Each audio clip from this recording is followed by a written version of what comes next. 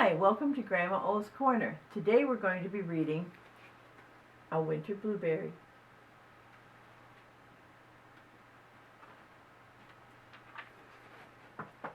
It was cold, colder than it had been in years. Even though it was almost spring, it seemed the winter would never end. Stanley was neither big nor small. He was quite average for birds of his type.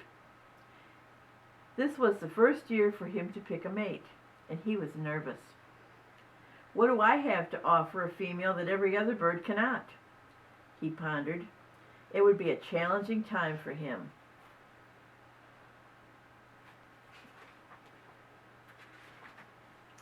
Violet was beautiful. In fact, she was the most beautiful female he had ever seen. He knew she was the one, but how to impress her? He went to search for something he thought would turn her head.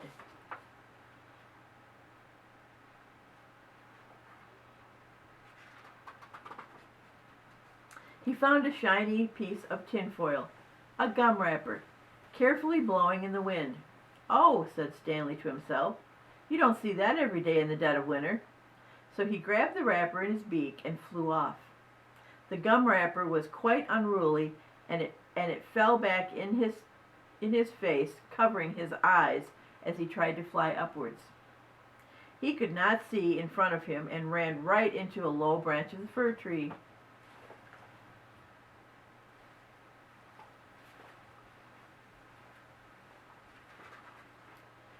Stanley tumbled back on the ground, quite undignified.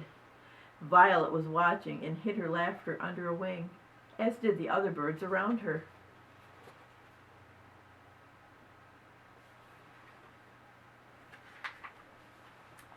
Stanley's first attempt could not have gone worse.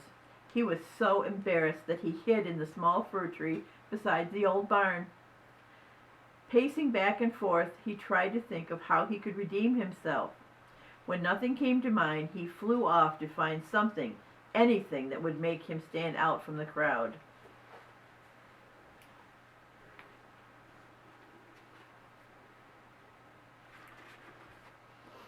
Again, something shiny caught his eye. He hoped it was not another gum wrapper. It was not. There on the ground he saw a string of gold beads. He wondered how heavy they were. He picked up one side and found them to be quite light. He stuffed the string of beads in his beak and began to fly off to find Violet.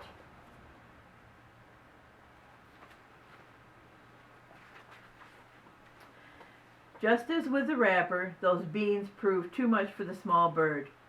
A strong wind blew them out of his mouth and right into his open wings. This caused him to fall backwards on the ground, tumbling and tangling in the golden string of beads. As he rolled to a stop, he could see Violet on the bird feeder, watching him and laughing again under her wing. He crawled out from under the pile of beads and flew off once again in shame.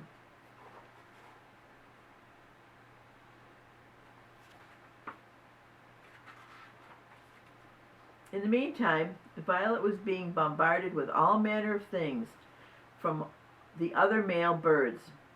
One brought her a broken twig, another a frayed leaf, and one male bird had the nerve to offer her an old piece of yarn, and not even a nice color.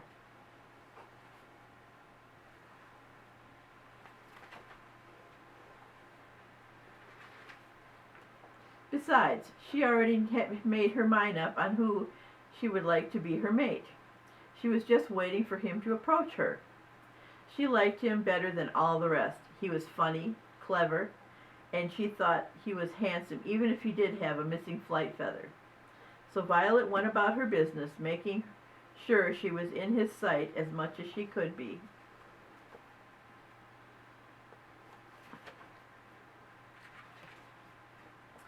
Stanley paced on the same branch in the same fir tree, trying to think of what to do next.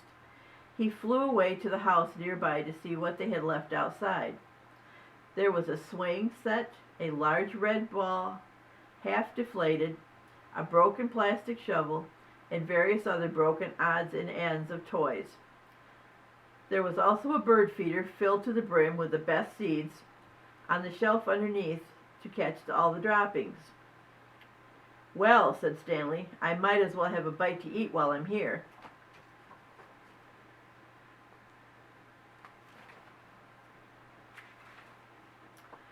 There in the middle of the bird feeder was the prize he had been looking for.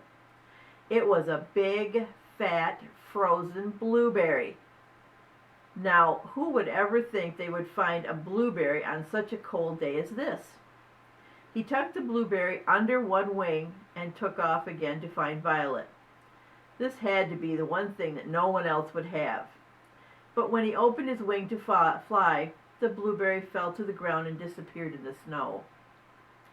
He flew down to the place where he thought he saw the blueberry fall. Try as he might, he could not find it. Of course, when he looked up, there was Violet laughing under one wing.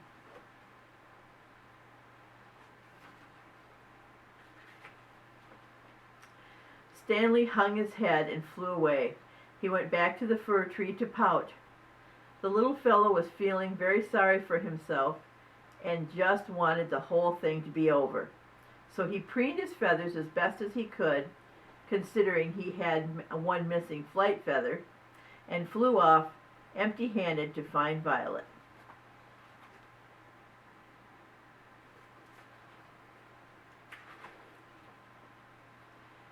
She had been waiting for him under the shelf of the feeder. Stanley landed quite awkwardly next to her and almost knocked her over. Getting to his feet, he faced her and said timidly, "Violet," she said nothing. "I had something really special for you." He paused. "But I dropped it and I can't find it. I know you don't want to be with someone like me. So just say it and get it over with."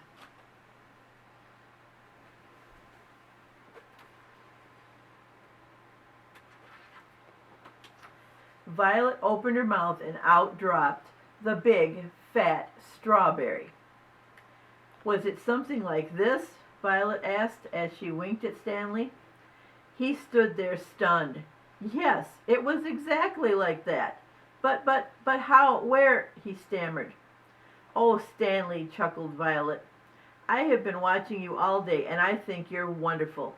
You're funny, you're smart, and I think your missing flight feather gives you character." Stanley could not believe his ears. He was so stunned he almost fainted. "You mean you want to be my mate?" he said in disbelief.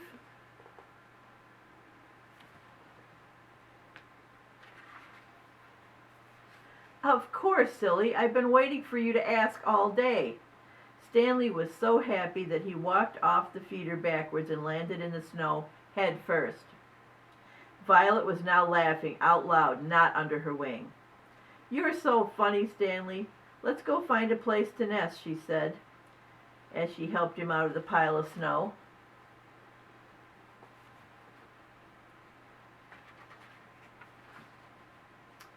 Since spring would be here soon, the two flew off to the small fir tree behind the barn, and the nest was made of some sticks from the fir tree, some straw from the barn, a string of gold plastic beads, a shiny gum wrapper, and one dried frozen blueberry.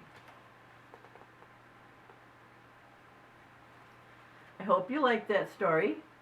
Next week we'll be reading Rollin' Roundabout, and be sure to join Grandma O's Corner. You'll have links to all my books, where to buy them, and there's also some interesting things for kids and for parents, and some very important messages for parents. Have a good day, and I'll see you next time.